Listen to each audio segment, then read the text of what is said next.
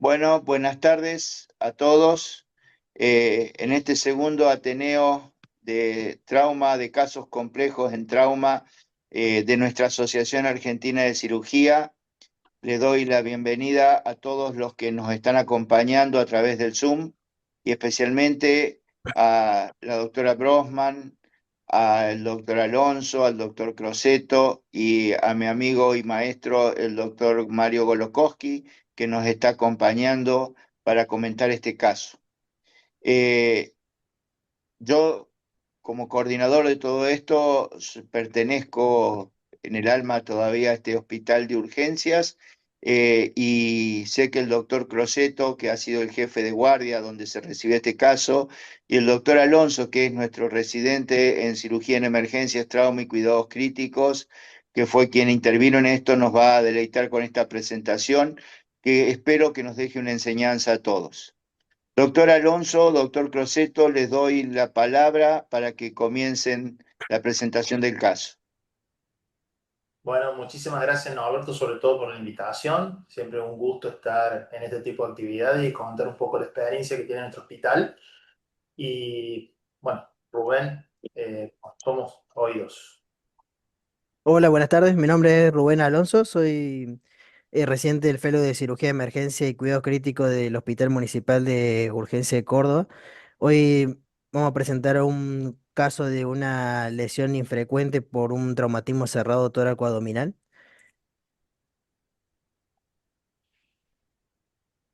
Se trata de un paciente masculino de 20 años de edad que ingresa por una colisión de moto versus camión con arrollamiento y arrastre, eh, con un óbito en la escena.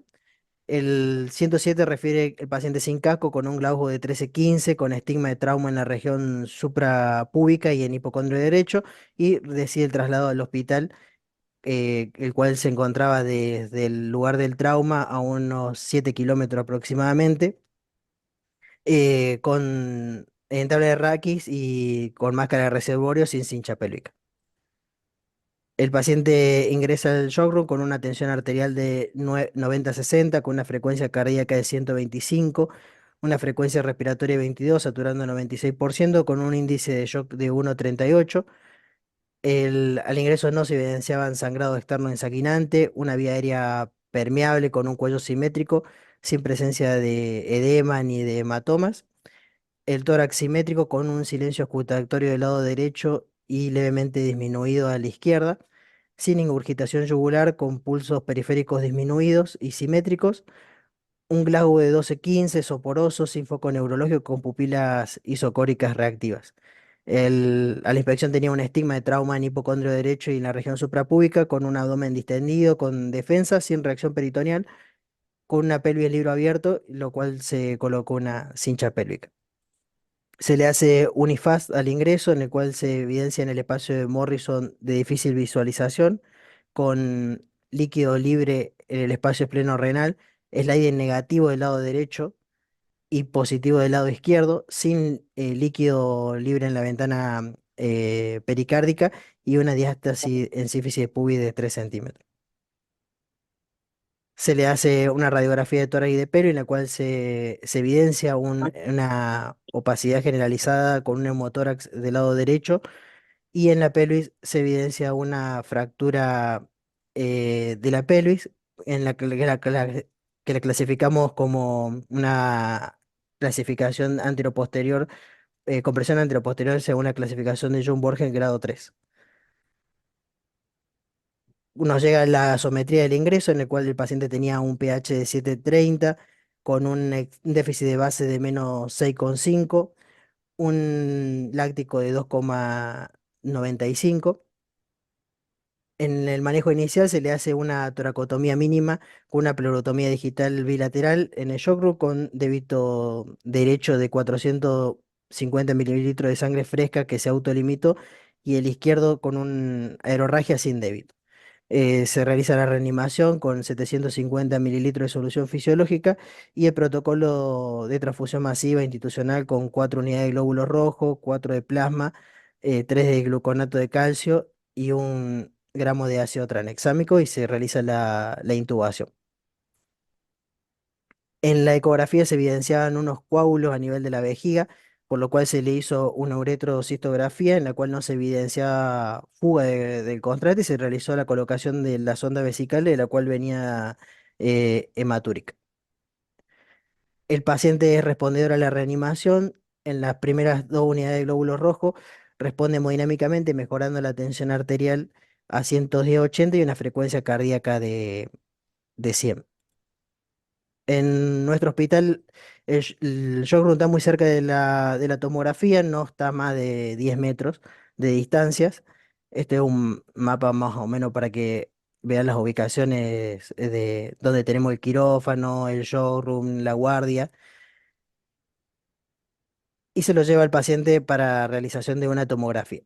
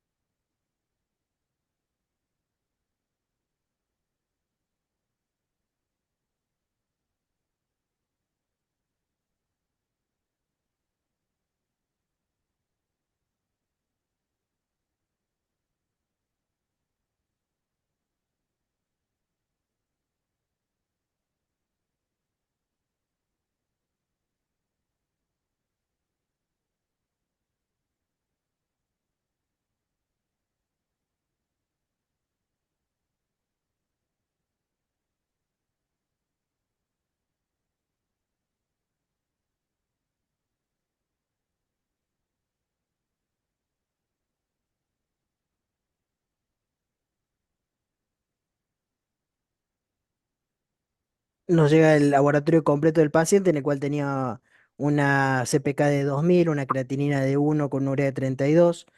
Los gases era lo que yo le había comentado recientemente. El fibrinógeno en 206, el hepatograma tenía una GPT de 224 y una GO de 226, un hematocrito de 34, una hemoglobina en 11, con una leucocitosis de 23.500. Y ahora un poco como para debatir sobre hasta acá del caso, ¿qué conductas tomarían ustedes? Doctor Mario, Sí, ¿me permite hacer una pregunta? Sí, todas claro, las que doctor. usted Por quiera. supuesto que después Héctor, hablaremos el tema general, pero es importante para toda la audiencia, sobre todo los que no nos podemos escuchar, ¿cuál fue la opinión del equipo de ¿A qué hora del día fue esto? Esto fue al mediodía. Mediodía. El trauma fue al ¿Cuál fue? mediodía, cerca de las 2:30, y llegó al hospital cerca de las 13:30 aproximadamente. He, he aprendido mucho durante mis años de trauma sobre este tipo de situaciones y la pregunta para mí más clave, el equipo de trauma cuando salió el paciente de la sala de tomografía, ¿cuál fue la impresión? Porque es importante, sobre todo para la audiencia que nos está escuchando, que las fotos pasan demasiado rápido y no se puede interpretar bien cuáles fueron los hallazgos. Yo tengo mi opinión sobre la situación, pero desde antes ya de salir de la sala de tomografía tenemos que tener una idea de, primero, cuál es la situación general del paciente. Segundo, si sigue sangrando o no sigue sangrando. Tercero, la importancia de la fractura pelviana. Y tercero o cuarto, si necesita embolización previa o estudios o no, y todo depende de lo que diga usted según el estado del paciente. El Esa es paciente mi opinión. el paciente se seguía con el protocolo de transfusión masiva y seguía siendo respondedor a la transfusión. Em, Hasta ese momento, lo que se había visto en la tomografía era además, bueno, ya lo habíamos avenado de los dos lados de los pulmones derecho e izquierdo, pero además se veía le voy a poner la imagen para que la vean, en esta se va a ver mejor. Lo que nosotros sospechábamos era de que tenía una herniación a nivel del pulmón derecho, del parte del segmento del lóbulo hepático derecho, más que nada, con la vesícula en lo que sería el hemitórax derecho, además de la fractura de la pelvis. Sí le veíamos líquido libre en los cuatro cuadrantes, pero no veíamos posible lesión a nivel intestinal o que haya neumoperitoneo. Y había una laceración renal, si no me equivoco también, del lado derecho. Ahí No, le- Alberto, no. no, Laceración renal no, sí un hematoma en ese lado. Sí un hematoma en zona 2 de ese lado, que lo Sí, interpretamos sin duda que era propio del traumatismo peliano.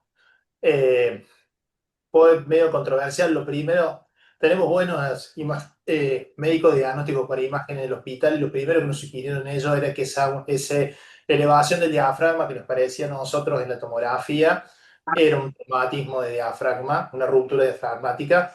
Eh, Cabe recordar que son poco frecuentes de ese lado. Normalmente las rupturas de diafragma son del lado izquierdo y ese lado el mismo hígado es el que protege el diafragma. Pero en este caso el médico diagnóstico por imagen nos dijo de la posibilidad de que estuviera roto. Es más, nos demostraron después en otro corte, y sobre todo en esta imagen, que se ve el diafragma roto. Entonces, ahí entró la duda si éramos para laparotomizarlo o embolizar la pelvis, que fue en un primer momento lo que pensamos y lo que hacemos en el hospital nosotros. Por más que a veces que no haya fuga de contraste en la pelvis, hacemos un tipo de embolización preventiva ante tamaña lesión pelviana, sobre todo sabiendo que la articulación sacroiliaca posterior es la que normalmente tiene un sangrado venoso. Debido a que, bueno, nosotros los angiografistas los tenemos de pasiva y el paciente, si bien estaba en un shock compensado, Si me se puede permite decir, hacer un comentario, el sí, tema que dijo usted, o sea, hay líquido y tenemos que decir la palabra sangre. Si estamos equivocados en la cavidad peritoneal. Segundo, hay hallazgos anatómicos, pero un punto que es importante es cierto tipo de estabilización, como dijo usted, del tipo de fractura de la pelvis, y el sangrado puede ser de varios lugares, pero si es de pelvis tenemos que demostrar que no lo es, y ahí la importancia desde mi punto de vista considerar la embolización preventiva o inicial. Se ha demostrado de que cada paciente que tarde más de 3 minutos en recibir sangre o en recibir esto, eso tiene una mortalidad que aumenta al 1%. Es un tema complejo porque es un paciente complejo y complicado, pero voy a dejar que continúe con usted, pero siempre hay que tener presente, fijar entre comillas al paciente, trasladarlo a lo que hicieron ustedes, después tomar la decisión si es posible y el paciente está entre comillas hemodinámicamente estable, considerar la angiografía y embolización preventiva.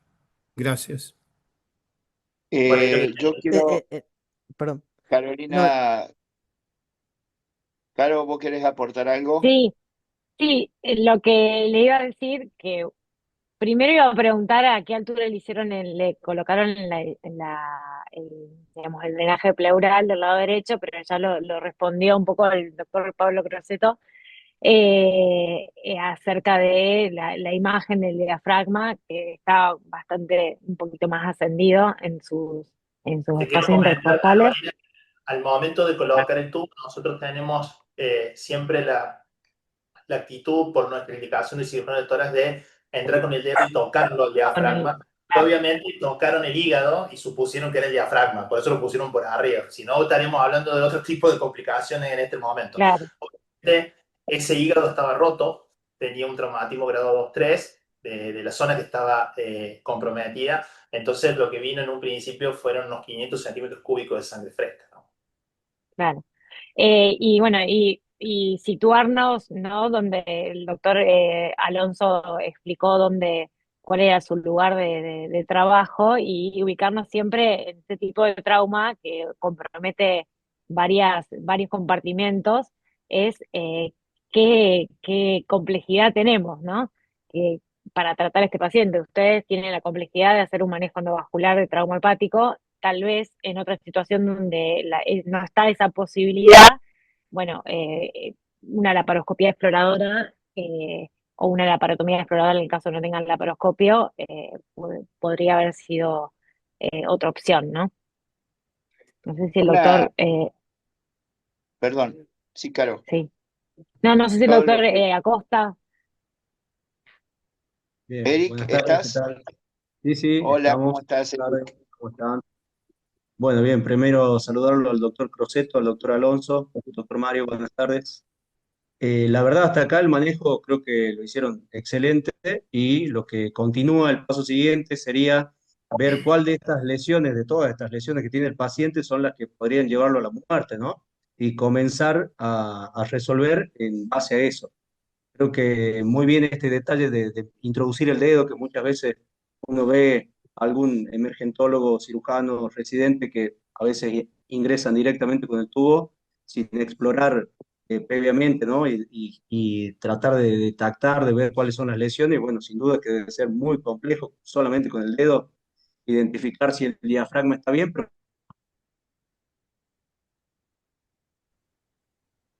Una ahí cosa que quiero aclarar. Todo traumatismo de pelvis, sea grado 1, 2, 3 o ABC, tiene cierto grado de hemorragia que no la podemos definir con un dedo, con dos dedos o con un sonograma. O sea que eso también es importante. Y de ahí viene la importancia de saber si el sangrado es arterial, en algunos casos, como el tipo A o C, o venoso. También, por supuesto, decide el tratamiento que vamos a dar a este paciente. Evidentemente, como dicen ustedes, la mortalidad es tan grande si no actuamos. Y una cosa que es importante, que lo leí hace 2 o 3 meses, el gasto mundial por accidentados por moto son de aproximadamente 250 de B del lindo, billones de dólares. Y muchos de estos pacientes no usan casco que aumentan la mortalidad.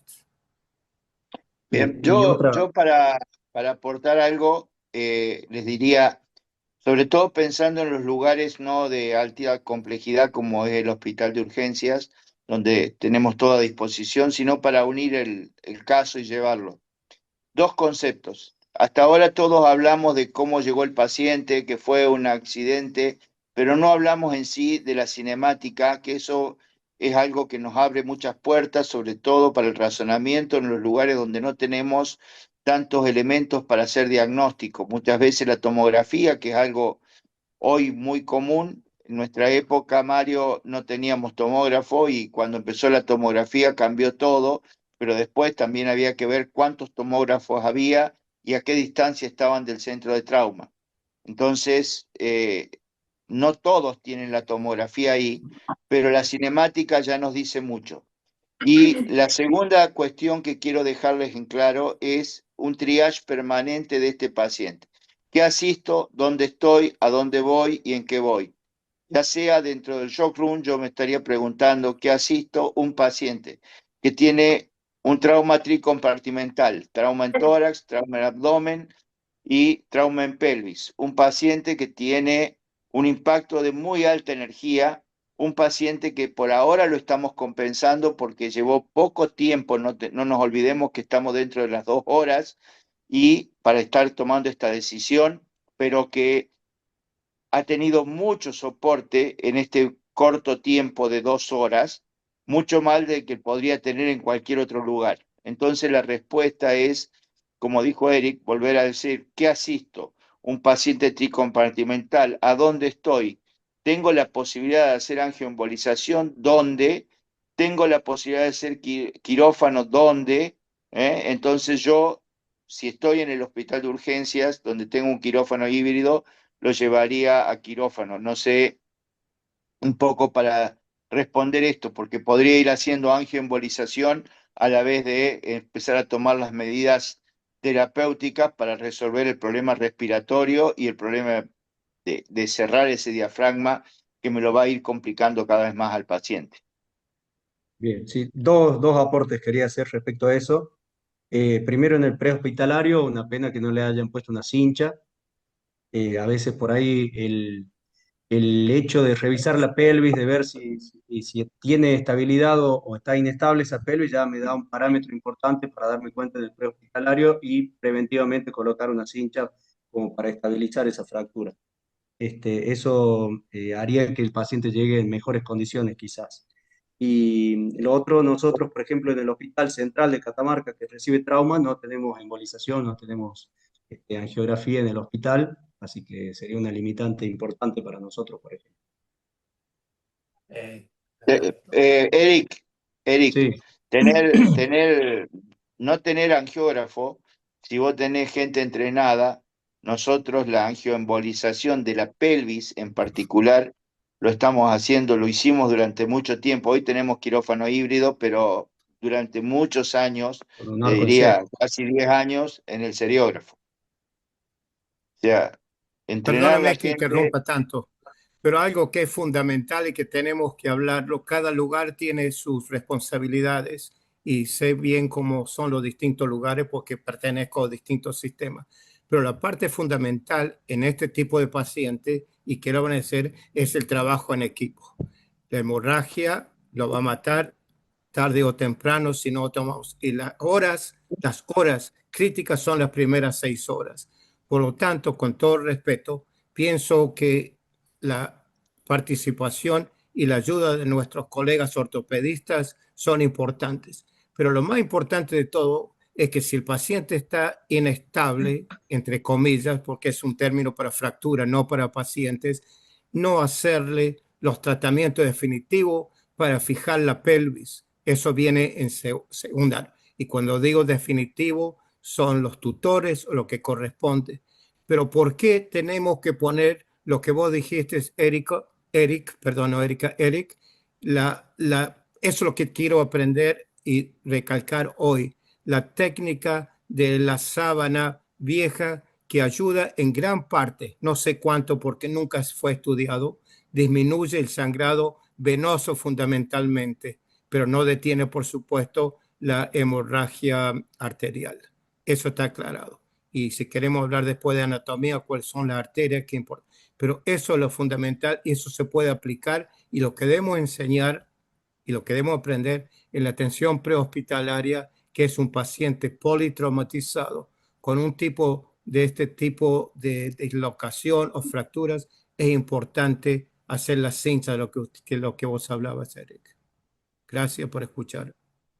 Bueno, y Bien, como aporte para contarle al doctor Acosta, es que el paciente cuando ingresó de servicio prehospitalario, si bien no tenía cincha pélvica, el estigma del traumatismo de la rueda del camión estaba marcado sobre el pubis, entonces se decidió en ese momento poner, nosotros tenemos en el hospital cinchas comerciales, una buena cincha pélvica, y el paciente estuvo con la cincha pélvica durante todo el manejo de la evaluación preinicial.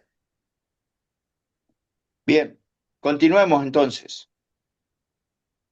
¿Lo llevamos a Bien, cirugía?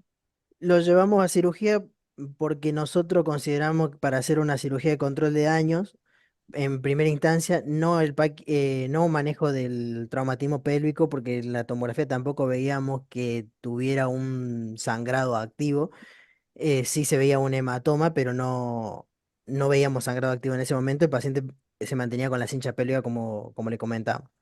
En la cirugía evidenciamos una lesión diafragmática de unos 15 centímetros aproximadamente, con el contenido del hígado y el lóbulo derecho además de la vesícula. Tenía un hematoma de la vejiga, cual no se evidenciaba una fuga, y una lesión hepática en el segmento 4 que tenía un sangrado activo. Acá un video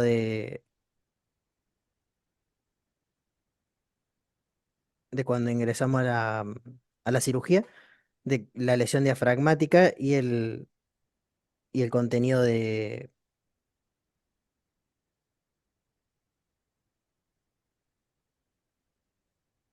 Durante la cirugía el paciente mantenía estos signos vitales y dentro del acto quirúrgico le hicimos un control de gasometría en los cuales tenía un pH de 7,15, un déficit de base de -9,6 y un láctico no, perdón, no teníamos láctico hasta ese momento. Ahora, con el paciente con estos signos, ¿qué conducta tomarían ustedes? ¿Puedo hacer una pregunta, doctora? ¿Cuál fue la cantidad de líquido, entre comillas, libre que se encontró en el abdomen? Pregunta número uno. Y segundo, ¿tiene importancia saber la fractura de la pelvis produjo algún tipo de hematoma o hemorragia en la zona? Porque dependiendo de eso cambia la táctica quirúrgica. No, Teníamos aproximadamente 2.500 centímetros cúbicos de sangre en la cavidad abdominal. Y el hematoma de la pelvis, si bien estaba tanto en las caras laterales como anteriores de la pelvis, sí se notaba el hematoma, no lo vimos que aumentara de tamaño en el momento que tuvimos la cirugía. Por eso fue lo que se decidió. Bueno, ahí lo va a comentar la conducta. No quiero spoiler el caso. Está Bien, muteado. Carolina, Sí, conducta. por ahí las opciones que están es cómo reparar el diafragma, digamos que decir, o reparan el diafragma primero y después hacen el manejo del trauma hepático, ese sería el orden. claro, exactamente. Sigue el Sí, mismo orden. sí, en el caso que ustedes hubieran optado por reparar el diafragma en primera instancia, ¿cómo lo repararía? O si irían primero por un manejo del trauma hepático por la lesión activa, o si irían a ver el tema de la pelvis. Es que, bueno, ustedes tienen la posibilidad de tienen el quirófano híbrido, así que yo controlaría el sangrado primero, o sea, está en una cirugía de control de daño, ¿no? Toda la parte respiratoria, independientemente de que está el paciente en acidosis, que pudo haber sido por el sangrado, eh, estaba controlada, ¿no? Eric, ¿qué harías vos? Bien, creo que iría primero controlando el trauma del hígado, el sangrado, como decía la doctora Brofman, y mientras tanto ir reparando por ahí uno, mientras que hace el packing en el hígado, lo bajás un poco, como la lesión era, creo que en el domo hepático, ¿verdad? Iría haciendo un packing ahí, controlo el sangrado, haría la rafia del diafragma, veo el hematoma, como bien dijo el doctor Croceto ahí, que no expandía, pero seguramente le haría algún packing también ahí a nivel pélvico y creo que hasta ahí llegaría la cirugía y lo mando a la terapia y espero que recupere un poquito y volvemos después. Mario, Es importante para aclarar para la audiencia que no nos conoce, que estoy seguro que se hizo un examen total y completo para evitar heridas, sobre todo el intestino delgado o intestino grueso, por el tipo de mecanismos que pueden estar presentes. O sea que es importante para los que nos escuchan y no nos ven, es un examen total, completo y absoluto. De parar la hemorragia, evidentemente el ABCD, en una forma u otra, empaquetamiento del hígado. Segundo, evitar o estar seguro de que no hay lesiones secundarias de la vía biliar o, por supuesto, de las arterias o de la vena cercana. O sea que la prioridad número uno, ya que el paciente está hemodinámicamente más estable gracias a nuestros colegas anestesistas, es qué hacemos con la hemorragia de cualquier tipo, porque suturar de una forma u otra el diafragma es segunda prioridad, pero lo más importante es detener la hemorragia y saber cómo controlar el hígado. yo quisiera hacer una observación para los colegas que nos están acompañando, ¿no? Hay mucha gente en formación acá seguramente, y hay algo que no es menor, Mario. ¿Qué tipo de incisión le harías a este paciente? Algo que lo he aprendido con mis errores es lo siguiente. No hay peor cosa que no de tratar de tener una hemorragia pelviana secundaria a un traumatismo pélvico. Los peores casos que he tenido me vienen a la cabeza son esos. Por lo tanto, haría una incisión pensando que puede tener un hematoma muy grande en la zona pelviana.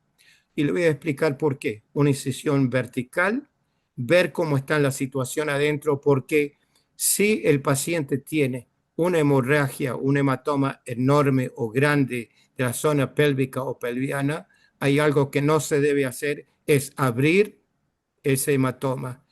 La idea de ligar las dos arterias hipogástricas está fuera de moda y no corresponde. Pero si tenemos que hacer la parte de abdomen, dejar la parte pelviana en control y hacer el mecanismo que se llama el mecanismo alemán, preperitoneal, y empaquetarlo en esa zona hasta que yo no vea eso. Y lo que he hecho, después de haber aprendido y cometido muchos errores, usar la laparoscopía en cirugía, poner el tubo y ver cómo está la zona pelviana. O sea que eso es lo que haría. Una incisión no de punta a punta, pensando en la zona pelviana, y si está en forma aceptable, hacer la incisión, pero siempre en este caso empezar, primero, preparar el paciente de cabeza a los pies, y segundo, tener el tórax preparado, porque no sabemos si el paciente puede tener una herida asociada, cuando se tiene herida del diafragma, que es bastante grande, como lo presentó el amigo y el colega, es importante. Mi incisión sería vertical, digamos, hasta el ombligo, pero siempre pensando que puedo yo provocar una hemorragia masiva de la pelvis que no la puedo controlar. Yo estoy pensando, me estoy poniendo en el lugar del cirujano que está de Pablo, que está a cargo de la guardia y que entra a quirófano. Y una cosa es tener un quirófano híbrido y saber que el angiografista, yo tengo 100% de seguridad que en este caso le va a hacer una angioembolización preventiva y entonces puedo hacer pero cuando no tengo esto y estoy en un lugar donde no tengo esta posibilidad, uno se ve tentado a decir, bueno, abramos todo y veamos, pero hay un gesto que hay que destacar para los jóvenes. Cuando abrimos un abdomen, en este caso, el cirujano abre, pero el primer asistente tiene que abrazar el hígado, y el segundo tiene que ir para que el cirujano pueda hacer el control del pedículo vascular. Si está todo bien y no sangra el pedículo hepático, está todo bien. Tenemos abrazado el hígado y tenemos controlado la hemorragia y nos podemos dedicar a revisar el abdomen, sabiendo que la brecha, una vez que desluxamos el hígado, la cosa se va a controlar. Pero estos pacientes pueden tener arrancamiento del pedículo vascular, del pedículo hepático, y eso nos complicaría muchísimo las cosas. Hacer una incisión también demasiado amplia y después querer hacer packing es una cosa que le quita posibilidad o le quita efectividad, vamos a hablar mejor, a la posibilidad de detener el sangrado del packing. Y los packing, si no pélvicos, si no son extraperitoneales, no tienen ningún sentido. Entonces, esas cosas las tenemos que tomar en cuenta cuando vamos a responder esta pregunta que están haciendo. ¿Qué conducta tomaría? Yo haría el control del pedículo vascular hepático, ver que esté bien, control del sangrado hepático, ver que eso esté bien. Si eso está bien y si el abdomen no tiene otro tipo de lesiones, puedo reparar el diafragma y encargarme de hacer un packing extraperitoneal, o si tengo lo ideal, lo efectivo es la angioembolización preventiva o terapéutica, quizás probablemente cuando quizás queramos angioembolizar, encontremos lesiones y esa angioembolización deje de ser preventiva para ser terapéutica. Pablo, ¿quieren continuar? Sí, Bárbaro. doc. Bueno, nosotros optamos también por hacer un manejo del control de daño hepático con un packing hepático y también la reparación del diafragma. Y lo dejamos con el abdomen abierto con un sistema de vaca, aspiración al vacío, permaneciendo con la cincha pélvica para posteriormente realizar la embolización.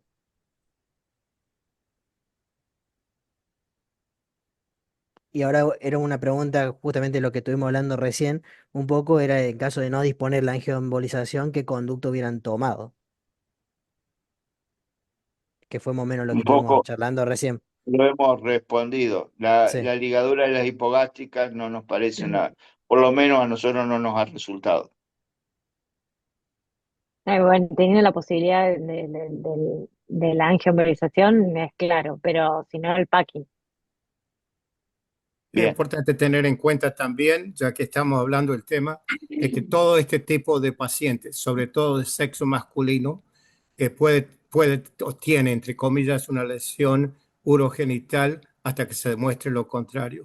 Es importante también de que si es posible, lo vuelvo a decir, conozco todos los lugares, si es posible, em, el paciente debería ir a cuidado intensivo, si es posible, con un tutor externo, no, ayudando a controlar el tipo de sangrado que aún de una forma u otra va a continuar. Y después, y después hacer la embolización. Todo depende cómo sea el sistema, de allá a embolización. Con respecto al packing pélvico preperitoneal, son las situaciones, como habíamos hablado con todo respeto, y lo más importante de todo con los colegas es que se puede volver en otro momento. Son pacientes que se transforman en hipotérmicos, hipocoagulables, y no sabemos lo que va a pasar en la próxima 15, 20 minutos.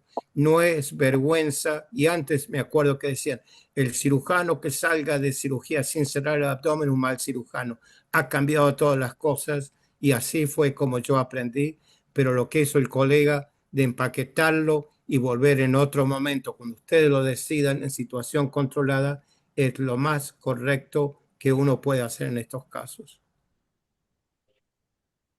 absolutamente. Continuemos. Bien. Al día siguiente, a las 24 horas, el paciente pasó postquirúrgico en terapia y el día siguiente se le colocaron los tutores externos con la intención de hacer un second look a las 48 horas. A las 48 horas se reintervino, se sacó el packing hepático, el cual tenía las compresas limpias, y se realizó el cierre del abdomen con dos drenajes colocados a la cavidad. El ¿Puedo hacer una paciente, pregunta? sí, ¿La vesícula quedó o se la sacaron? no quedó la vesícula. La vesícula 2, para tanto en la primera cirugía como en la segunda, le evaluamos bien que no tuviera signos de isquemia. Y al no tener signos de isquemia, no ser un paciente con una colelitiasis, sobre todo ese tipo de cosas, pero básicamente no le íbamos a operar por eso, decidimos dejar la vesícula como estaba. Es por eso la pregunta para la gente que nos está escuchando. Hay que tener en cuenta también que puede haber dos cosas, traumatismo no solamente hepático, pero asociados de páncreas, traumatismo de vías biliares, y es importante lo que pusieron ustedes, los drenajes, porque nunca se puede. Algún drenaje de bilis va a ocurrir, pero es muy importante que hasta ahora, lo más importante de todo es que el paciente, a pesar de haber tenido todos estos traumatismos, también decide con vida y sigue recuperándose. Sí, actualmente el paciente se le hizo el cierre y el lavado a las 48 horas, ya se retiraron los drenajes pleurales y está cursando el postquirúrgico todavía en UTI con una neumonía. Sí, una neumonía, sobre todo en el lado derecho, que la sospecha es que debe haber tenido contusiones en ese pulmón donde estaba la ruptura diafragmática, ¿no? Entonces se ha sobreinfectado. Por eso el paciente continúa en ARM actualmente. Inclusive hoy los dos médicos que están acá al costado hicieron la traqueostomía que tenemos que hacerle al tipo de paciente por la cantidad de días que está operado. Y está bueno también aclarar que el drenaje, los dos drenajes que dejamos, uno que dejamos subhepático y el otro que dejamos subfrénico del lado derecho, el subfrénico nos tira un leve tinte amarillo biliar todos los días, aproximadamente unos 50 centímetros cúbicos. Eso seguramente se va a autolimitar. Eso esperamos. Bien, excelente caso. Tenemos preguntas, Caro, vos que podés Sí, yo quería hacer ayudarnos. una pregunta respecto al tema de la transfusión. ¿Les fue suficiente con el protocolo de las cuatro, digamos, el protocolo de transfusión masiva? ¿O fue necesario transfundirlo nuevamente? ¿O lo dejaron, digamos, cómo mejoró, cómo fue evolucionando ese laboratorio, esos gases, eh, eh, respecto al último que tuvimos? Después de las transfusiones del protocolo, que eran las 4 unidades de glóbulos rojos, se le transfundió una más en la terapia, pero después ya no requirió más transfusión. O sea, antes del second loop ya no tenían Sí, que transfundirlo. no. Bien. Con respecto a la transfusión, sé que todos los sistemas son distintos. Es importante tener en cuenta si es posible realizar autotransfusión, coleccionar el sangrado del paciente sobre todo, y no es necesario transfundirlo si encontramos lesiones de tipo gastrointestinal, pero es importante tener en cuenta. Otro tema del cual me acuerdo de ver estos pacientes atendiendo muchos con angiógrafo es qué se le inyecta, porque todo sistema tiene distintos aparatos y todo sistema tiene distintos instrumentos y todo sistema tiene una sustancia distinta para inyectarla para disminuir o bloquear el flujo de las arterias. Y es importante que hay que tener en cuenta que el Fongostan o el Gelfond u otras sustancias que se utilizan no están disponibles en todos lugares, pero es importante tenerlo en cuenta. La mortalidad sigue siendo muy grande, pero evidentemente lo que se ha hecho con este tipo de pacientes es darle la posibilidad de recuperarse. Otra cosa que aprendí hace tiempo, porque estaba un poco confundido, bueno, muy confundido, es cuando se hacía la angiografía, es una cantidad de sustancia que se iba en la parte inferior de la pelvis hacia la zona peneana y que no es una laceración de la zona, sino que son arterias especiales y venas especiales que van hacia zona y desaparecen inmediatamente. Eso lo vi y no tenía idea si era una laceración que había pasado del pene, pero era solamente una zona vascularizada de la zona peneana. Gracias.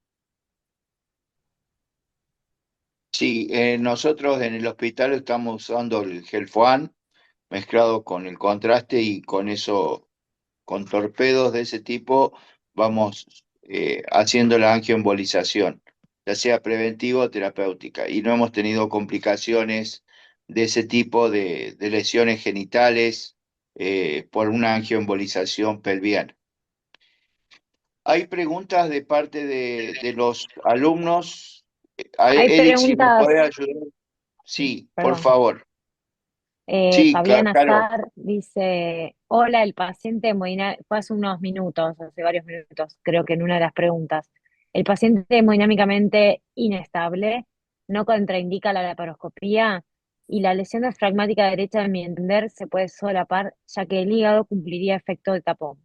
Quedaría entonces solucionar la lesión hepática y la pélvica. Estaba respondiendo a una de las preguntas del caso. La lesión diafragmática, yo no haría la laparoscopía con una lesión diafragmática teniendo la posibilidad de hacer el tratamiento que hicimos, que se hizo en el hospital. El Yo no equipo este haría me parece. No. la laparoscopía en este caso, si hubo confusión, fue después de hacer la laparotomía limitada por arriba con traumatismo de pelvis, sí en caso puse un laparoscopio para ver cómo estaba ese tipo de hematoma sin prolongar la incisión. Pero la Bien. laparoscopía en este caso personalmente no lo haría. ¿Alguna otra pregunta, Caro, vos que las podés ver? Yo no tengo acceso. No, no, hasta ahora no. No sé si alguien quiere aprovechar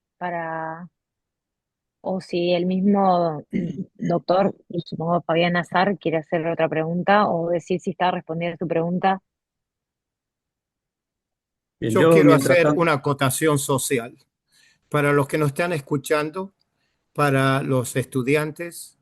No les puedo decir que no usen motocicletas, pero sí les ruego como padre, como abuelo, como amigo que soy de ustedes, usen casco. La mortalidad se debe a dos razones fundamentales: traumatismos craneales y hemorragia. Por suerte, este paciente llegó al lugar adecuado, con el equipo adecuado, con una atención de primera que pudo salvar su vida. Tenemos una responsabilidad social que muchas veces no la cumplimos. Y cuando decimos no la cumplimos, tomo la responsabilidad, porque a veces vemos pacientes que llegan muertos a nuestras instituciones y el asunto es no podemos hacer nada. Sigo insistiendo en la importancia de la atención prehospitalaria, en la atención y la educación en todas las ramas médicas, estudiantes, enfermeras, porque este es una patología que nos une, lamentablemente es internacional y en vez de mejorar, está empeorando. Así que les pido a los que nos están escuchando de que hagan ese plegaria desde el punto de vista social. Y gracias por invitarme a participar con ustedes. Sí, Acá el mismo yo, doctor dice, perdón, que el mismo doctor respondió y dijo: muchas gracias, felicito a los participantes. En mi escasa experiencia, nunca tuve embolización a mi disponer y con la estabilización de la pelvis cincha o tutor externo se pudo solucionar. muchas veces las cinchas solucionan, pero está demostrado que los traumatismos graves de pelvis, los que tienen el complejo sacroiliaco posterior dañado, que entran en shock, tienen una mortalidad del 60 y pico por ciento si no hacemos nada por controlar esa hemorragia. Es una hemorragia en napa, una hemorragia que va quemando etapas y Mario dijo una cosa muy buena y yo le quiero agregar un poquito más. Llegó al lugar adecuado, con un equipo adecuado, pero también en el tiempo adecuado, porque la angioembolización es muy buena, pero pasadas las 8 horas de ocurrido el trauma, la angioembolización es absolutamente inefectiva. Entonces, la tenemos que hacer cuanto más pronto, mejor. Y entonces eso también tiene que ver con el triage que podemos hacer desde el prehospitalario. ¿Qué asisto? ¿Dónde estoy? ¿A dónde voy? ¿Y qué voy?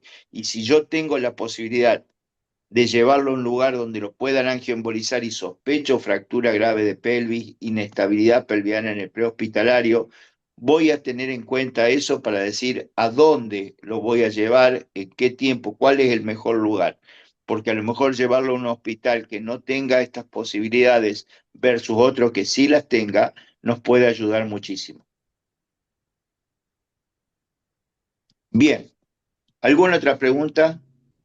Sí, yo quería recalcar por ahí, volviendo al tema de la vesícula, la importancia por ahí, sobre todo para los cirujanos más jóvenes, la importancia que tiene evaluar la vesícula en el primer acto quirúrgico y tenerla a mano para el segundo tiempo de la cirugía, ver tanto la viabilidad de esa vesícula o para poder evaluar la lesión de la vía biliar que puede haber consecuente de ese trauma hepático, ¿no? Y poder hacer una colegiografía independientemente de que la vesícula esté bien, muchas veces nos va a servir para ver si hay alguna lesión o si el paciente tiene bilirragia en el second look, digamos. No sé, Habiendo experiencia o... participado en muchos de estos casos durante mi carrera, quiero agregar dos cosas más. Primero, nos van a preguntar sobre todo lo que escuchan y están en silencio. ¿Por qué una laceración larga? ¿Qué sutura se utiliza, en primer lugar? Y segundo, me olvidé de comentarlo antes porque se me pasó, siempre, cuando pude, mejor dicho, siempre, es usar el epiplón como, sobre todo en la primera operación, para proteger, y muchas veces he dejado el epiplón en el medio de la laceración para ayudar a a curarse. Y segundo, tener siempre en cuenta que hay que dejar un drenaje por un periodo de tiempo importante, porque una cosa es tener bilis afuera, otra cosa es tener bilis adentro con una cantidad de sangre que va a quedar por un periodo de 4 o 5 semanas o quién sabe cuánto. pero es importante de que alguien haga por favor el comentario de qué sutura usaron y qué pasa si no tenemos ese tipo de sutura. Gracias. Nosotros, Sí, Rubén. no, Habla que vos. nosotros usamos un prolene para usar para cerrar el diafragma. Sí, usamos suturas no reabsorbibles. No, ujú. Eso es lo que tenemos en protocolo de servicio, siempre haciendo una sutura, de ser posible un surget, siempre empezando desde la parte de diafragma que está sana, nunca tomar exactamente los bordes por la posibilidad de que se desgarre más allá de donde dimos ese punto. No usamos suturas reabsorbibles en esto. Y yo, doctor Kolokowski, no sé si hablaba específicamente de diafragma, yo interpreté que a lo mejor habló de la sutura hepática. Nosotros no hacemos sutura hepática, siempre hacemos packing o embolización. Y con eso podemos controlar todos los desgarros, por lo menos importantes, del parénquima hepático. No fue Eh, preciso, y discúlpame, fue para el diafragma. Sí. para el diafragma. Entonces, para el diafragma es sutura no reabsorbible. Bien, les comento a todos que nosotros después de cada Ateneo vamos a publicar las conclusiones que han quedado de cada Ateneo a manera de que nos vaya quedando protocolos de manejo en estos pacientes. Les agradezco a toda la audiencia el tiempo que nos han dispensado. Les agradezco a los invitados, a los comentadores y sobre todo los felicito al equipo del Hospital de Urgencias de Córdoba. Realmente es una escuela en el manejo de este tipo de pacientes. Es una escuela que tiene muchos años y el orgullo de que quienes veo ahí en la pantalla han sido en alguna manera mis residentes. Pablo, sos Pablo, dejaste de ser el Pablito hace mucho tiempo y has asumido este cargo de jefe de guardia y con mucha responsabilidad y con realmente con mucha certeza has manejado y liderado este grupo. Te felicito para vos, para todos los que están. Así que excelente y a seguir adelante. Y los aliento a todos los que tengan casos para presentar que los hagan llegar a la Comisión de Trauma de la Asociación Argentina de Cirugía. Les vamos a dar la oportunidad para que sean ustedes presentadores también. Y esta es una escuela que tiene las puertas abiertas no solamente para los miembros de la comisión, sino para todos los miembros de la asociación y todos los cirujanos en formación. Muchas gracias por su tiempo, por esta noche y nuevamente felicitaciones a Pablo y a todo el equipo, Gastón, a Martín, a todos los residentes que estoy viendo ahí, que realmente los quiero mucho, son parte de mi vida y lo van a seguir siendo. Hasta Y siempre. quiero dejar la última palabra. Estoy lejos, pero no estoy alejado. Estoy a un golpe de teléfono en lo que puedo hacer. Amo mi Córdoba, extraño mi Córdoba y a cierta gente de Córdoba, no a todas, pero cuenten conmigo en lo que sea. A los colegas que viven en otro lugar, cualquier cosa, me mandan un correo electrónico y le agradezco la oportunidad de presentar y presenciar algunos aspectos que de una forma u otra ayudan a calidad de vida. Pablo, espero verte pronto cuando vaya para allá. Carolina, espero verlo pronto.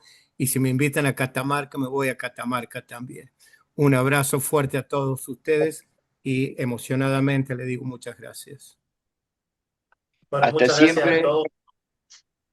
y gracias Eh, Mariela gracias, por el soporte.